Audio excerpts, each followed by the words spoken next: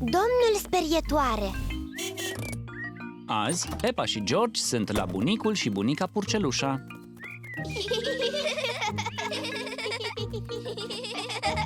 Bună, bunicule Purceluș. Bunius. Ho! Bună, Peppa! Bună, George! Bunicule, ce vrei să faci? Plantez o grădină cu flori. Din semințele astea or să iasă niște flori frumoase. Pun semințele în pământ, apoi le acopăr bine. Oh, unde au dispărut? Semințele au dispărut. Ciudat! Sunt sigur că am pus semințele aici. Da, bunicule, te-am văzut și noi. Ei bine, au dispărut. Nu-i nimic, o să pun altele. Așa cum spuneam, se pun semințele în pământ. O păsărică mănâncă semințele de flori ale bunicului Purceluș. Hei, lasă-mi semințele în pace! Așadar, așa au dispărut semințele. În burtica păsăricii. Încă două păsărele mănâncă semințele bunicului Purceluș. Oh, priviți! Își! Ce-i cu larma asta? Bunicuțo, păsările mănâncă toate semințele de flori. Așa că fugărim păsările. N-are rost să le fugăriți, se vor întoarce. Priviți! Avem nevoie de o sperietoare. Ce e o sperietoare? O sperietoare e un om de paie care sperie păsările. Ce idee bună, bunicuțo Purcelușă! O să fac una. Haideți, copii! Pa, păsărelelor, o să facem o sperietoare. Acesta e adăpostul din grădina bunicului Purceluș. Am aici o grămadă de lucruri din care să fac o sperietoare. Mai întâi avem nevoie de 2 bețe și niște ață. Le găsim noi. Peppa a găsit 2 bețe. George a găsit niște ață. Bine, o să leg bețele împreună ca să-i fac trupul. Bunicuța Purcelușa a găsit niște paie și un sac vechi. Frumos, o să pun paiele în sac pentru a-i face capul. Acum, sperietoarea are nevoie de niște haine. Iată o geantă cu haine vechi. George a găsit o rochie. Aiuritule, domnul sperietoare nu vrea să poarte o rochie. Peppa a găsit un pardesiu. Foarte bine, Peppa. George a găsit o pălărie. Foarte bine, George. Domnul sperietoare are nevoie de un chip. Așa e. Tu și George n-ați vrea să-i pictați chipul? Cum să nu? George pictează ochii și nasul. Peppa pictează gura. Fantastic! Domnul sperietoare e gata. Păsările caută semințele de flori ale bunicului Purceluș. Priviți, s-au întors păsărelele. Nici o grijă, Peppa. Domnul sperietoare o să le sperie.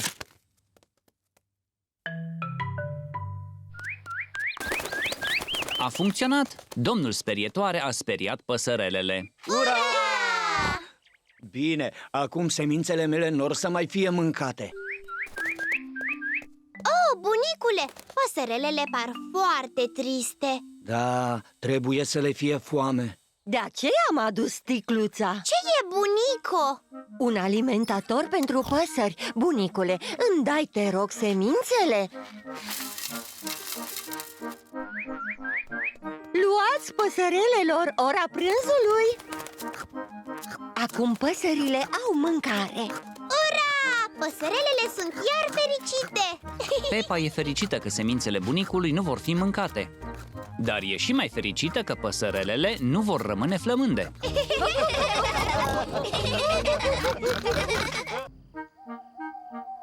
Iepurașul Rebecca. E sfârșitul unei alte zile frumoase. Peppa și George se joacă împreună cu prietenii lor, iepurașii Rebecca și Richard. Să mergem acasă, iepurașii mei? Oh, dar mai vrem să ne jucăm puțin, mami. Poate mâine. Mâine Peppa și George n-ar putea veni la noi acasă. Da! Ura! De ce plânge Richard? Îi este foarte frică să coboare pe scări. De ce? Pentru că noi n-avem scări acasă. Poftim? N-aveți scări? Nu avem. O să vedeți mâine. Pa, pa! Pa, pa!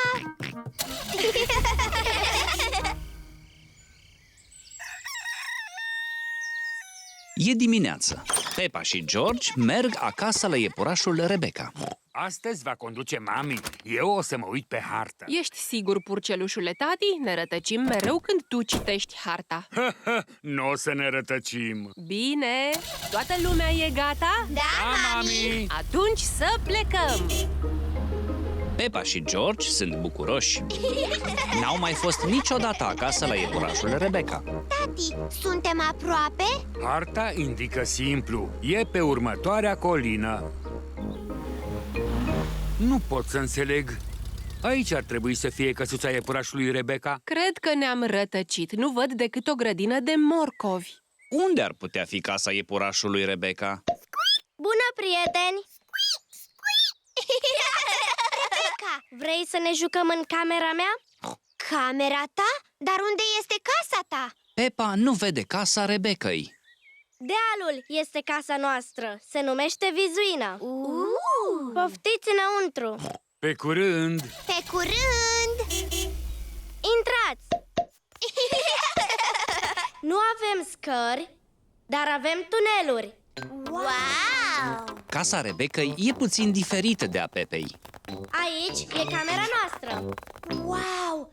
Aveți un pat, o fereastră, o cutie cu jucării, exact ca noi. Desigur! Îmi place casa voastră. Mi-aș dori să fiu iepuraș. Mă bucur! Vreți să vă învăț cum să fiți iepurași? Da, te rog! Mai întâi, trebuie să mișcați năsucul și să spuneți așa: squeak, squeak!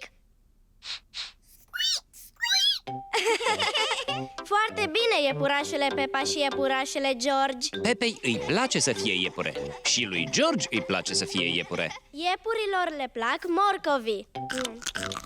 Delicios! Delicios! Lui George nu-i plac morcovii. Nici nu dorește să-i guste. Nu-i nimic. Ne rămân nouă mai mult. Rebecca, ce le mai place iepurașilor? Iepurașilor le place să sară. Haideți afară, o să vă arăt.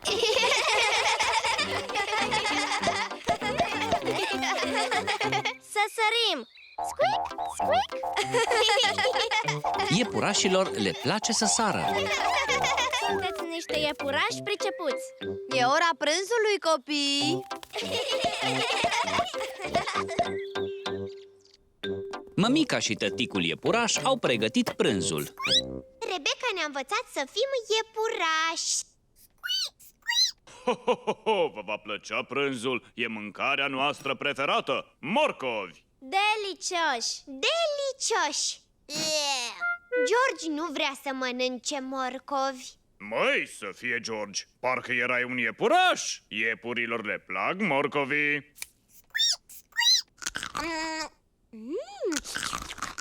Wow! George mănâncă morcovi. Iar ăsta e tortul nostru preferat. Tortul cu morcovi. Ura! Tot cu morcovi. George este iepuraș acum. Squeak, squeak.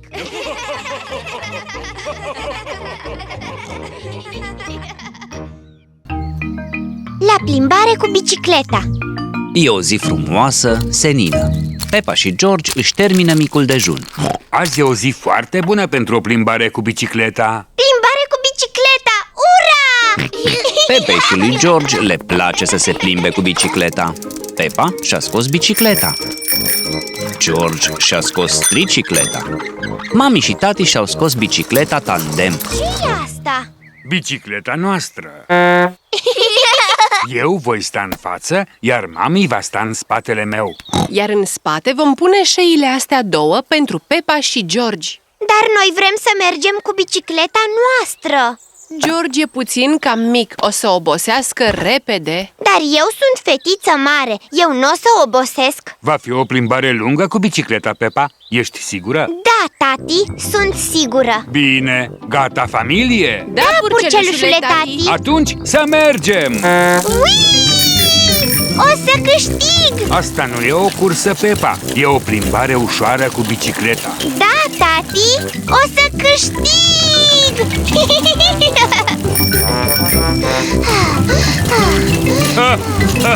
Acum o să câștigăm noi!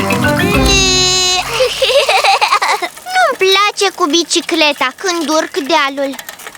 Pepa, am câștigat cursa!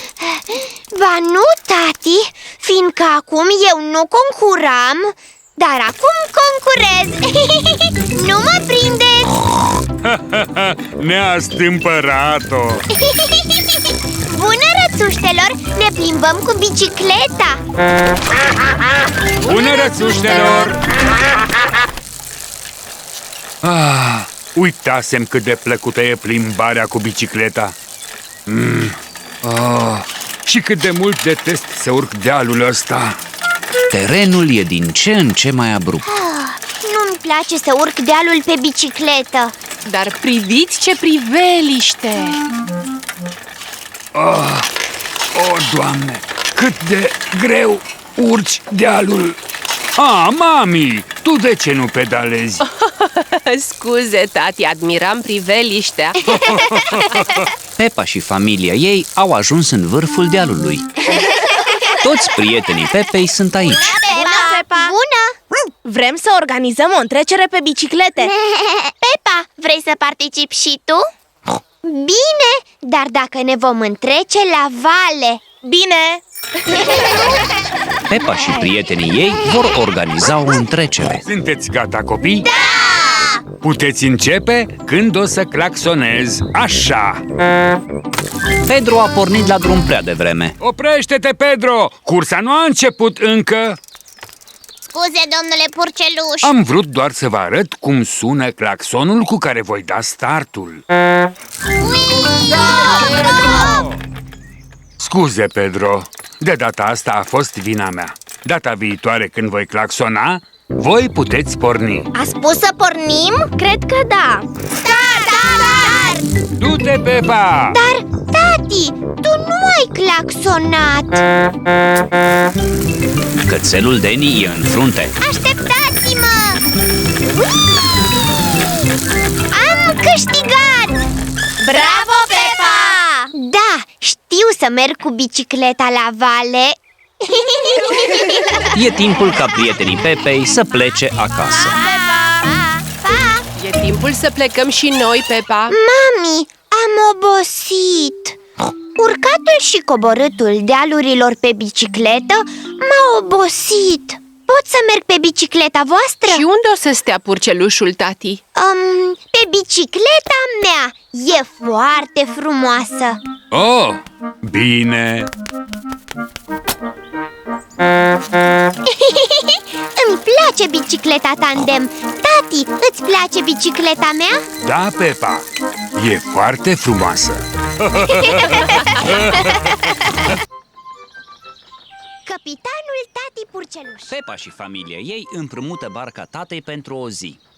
Nu uita, Purcelușule, tati. Apasă mânerul în față ca să mergi înainte. Am înțeles, tati. În față Și înapoi pentru a merge îndărât. și înapoi, e simplu. Și te rog, ai grijă de barca mea. Tocmai am vopsit-o. Bunicule Purceluș, ești foarte cicălitor. Echipajul meu e gata? Da, capitan Tati Purceluș. Atunci să mergem! Mai să fie, barca se mișcă înapoi.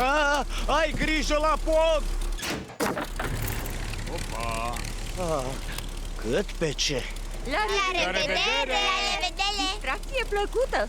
Sper că o să-mi primesc barca înapoi intactă. Nu-ți mai face griji, totul va fi bine.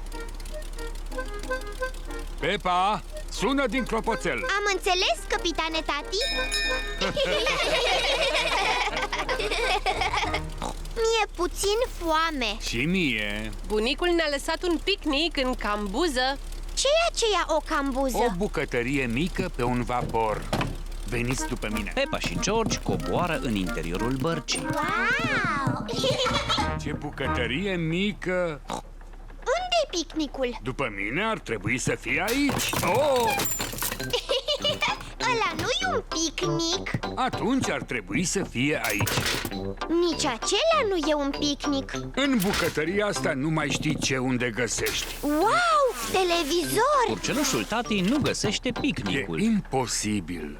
Dacă ar fi bucătăria mea, aș pune picnicul aici. Oh, bravo, Pepa! Pepa a găsit picnicul. Delicios! Oh, rățuștele! Bună ziua, doamnă Rață! Vreți niște pâine?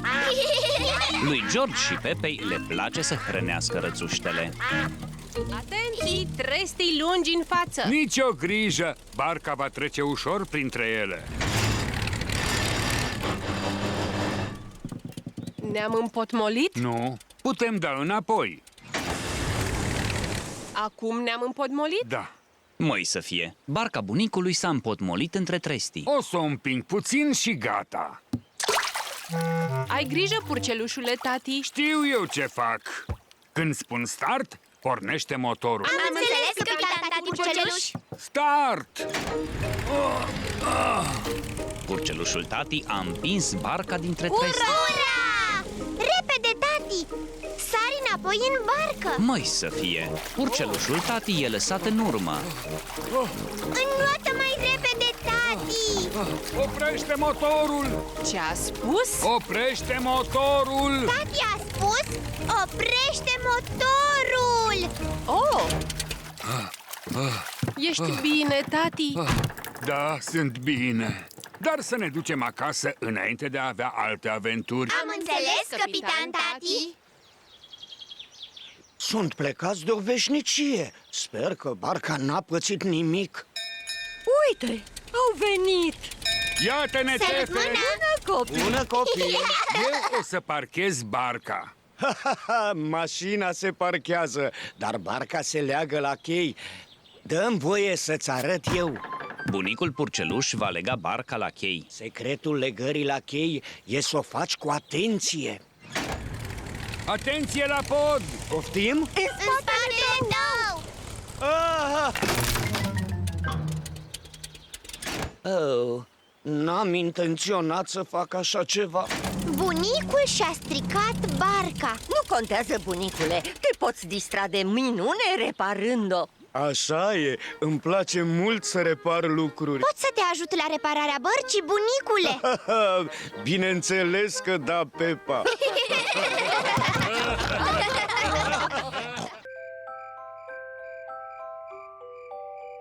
Ora de culcare.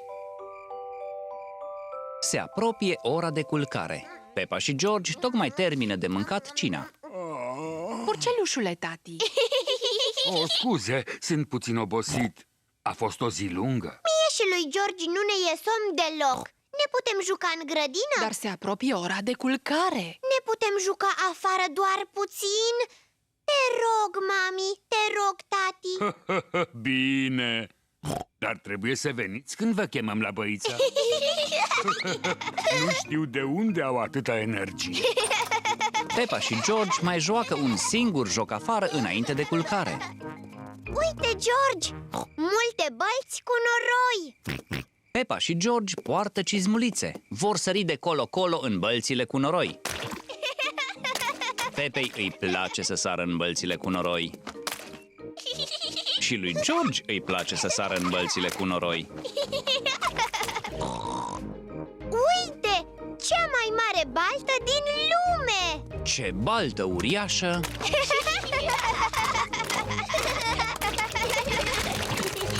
Pepa, George, ora pentru baie. Tati, mami, am găsit cea mai mare baltă cu noroi din lume. Da, se vede. Repede, în baie cu voi. Oh, nu ne mai putea juca afară încă puțin? Nu, trebuie să faceți baie. Ție și lui George chiar nu vă e somn? Nu, tati, nu ne e absolut deloc somn. Pepei și lui George nu le-o fi somn, dar mie mi-este. Și mie... Înainte de culcare, Pepa și George fac băiță. Pepei îi place să stropească în jur. Și lui George îi place să stropească. Lui George și Pepei le place să stropească. Gata cu stropitul, copii! Vă ștergem și în pijama. Nu mai putem sta în vană încă puțin? Gata cu baia, copii! E timpul să vă spălați pe dinți. Înainte de culcare, Pepa și George se spală pe dinți. Gata, v-ați spălat pe dinți. Împătuți cu voi. Eu ar mai trebui să mă spăl puțin. După ce vă așezați în pat, tati o să vă citească o poveste. Lui George și Pepei le plac poveștile. Când merge la culcare, Pepa are mereu ursulețul lângă ea. Când merge la culcare, George îl are mereu pe domnul dinozaur lângă el.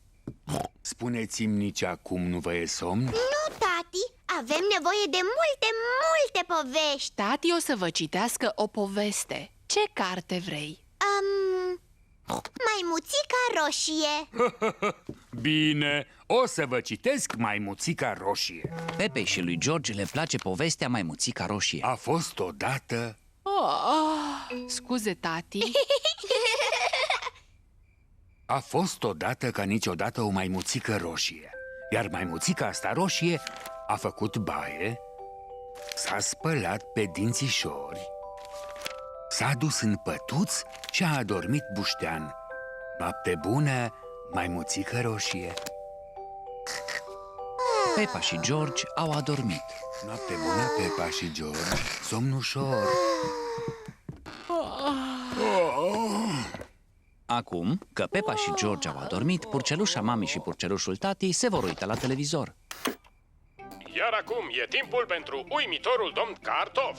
Abia așteptam să mă uit la emisiunea asta. Uimitorul domn Cartof este mereu gata de acțiune. Aleargă repede, sare sus, nu doarme niciodată. E ora de culcare pentru Pepa și George, dar se pare că e ora de culcare și pentru mami și tati.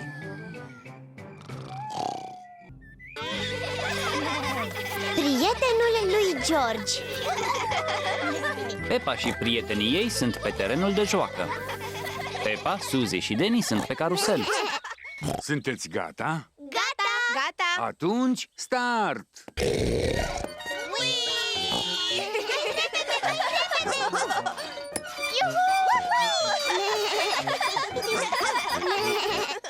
George e prea mic pentru carusel. El se dă în leagăn. Iată-o pe Rebecca, iepurașul, cu frățiorul ei, Richard. Bună, prieteni! Bună! Aș putea să vin și eu în carusel? Opa, sus, Rebecca! Să ne dăm foarte repede! Și iepurașul Richard vrea să se dea în carusel. Dacă urcă și Richard, nu o să ne mai putem da tare. Richard să se joace cu George. Richard, vrei să te joci cu George? Nu! George are un dinozaur exact ca tine. Să mergem la el. Iepurașul Richard e de aceeași vârstă cu George. Richard a vrut să vadă dinozaurul lui George. Dinosaur! George, îi dai dinozaurul tău lui Richard să se joace? Nu! Richard, îi dai dinozaurul tău lui George să se joace? Nu! George și Richard nu vor să-și împartă dinozaurii. George, ar fi mult mai distractiv dacă v-ați juca împreună. Foarte frumos din partea lui George. Dinosaur! Lui George nu-i place să împartă. Richard, acum te rog, dă-i dinozaurii lui George. Nici lui Richard nu-i place să împartă. Ce-i cu plânsetele astea? George și Richard plâng mereu când se joacă împreună. Sunt prea mici să se joace așa cum trebuie. Voi nu i-ați putea învăța să se joace împreună? Desigur! Îi putem ajuta să facă niște castele de nisip. Bună idee! Haideți la cutia cu nisip.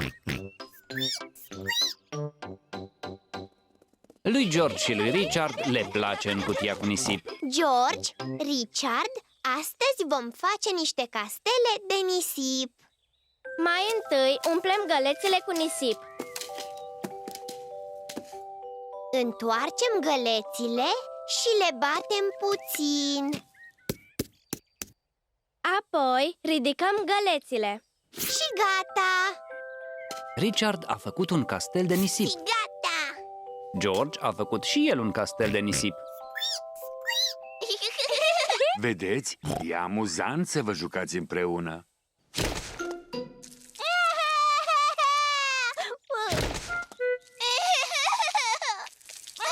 Măi să fie, jocul ăsta n-a mers bine. A fost vina fratelui tău. El a dărâmat castelul lui George.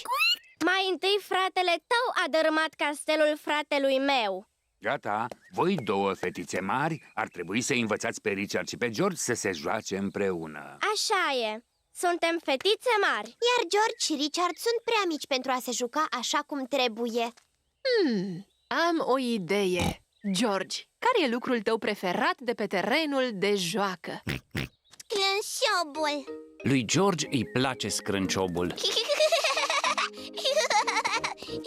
Sclânșobul. Dar e destul de greu să te joci singur pe scrânciob. Richard vrea și el să se joace pe scrânciob. Sclânșob. Sclânșob. Uite, George și Richard se joacă împreună. Sclânșob. Sclânșob. Sclânșob. Lui George îi place Richard. Lui Richard îi place George. Lui George și lui Richard le place să se joace împreună.